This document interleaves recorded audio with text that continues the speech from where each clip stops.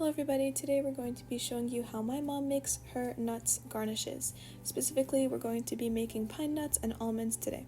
Do you say almonds or almonds, by the way? So first we're going to start off by removing the shells of our nuts. So stick it in a bowl of hot boiling water and remove the shell, then place it into cold water so that it could split in half. Obviously, you don't want to be eating a whole almond on top of your dish. Make it half so it's nice, just an extra crunch, not a whole nut. So yes, that makes the process easier for splitting it in half like my mom did there. Then you're going to add all of them to a pot on the stove.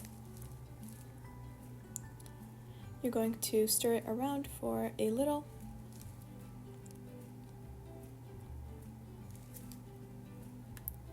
Then we're going to, in a separate pan, put some olive oil, and we're going to add the pine nuts. Stir around a little bit. Keep it on the heat, obviously, you're not just stirring it senselessly. And yeah, wait until they get to a nice golden brown color, similar to the almonds you just saw. And that's it, super simple. Just make sure to get the right temperatures of the water. Enjoy!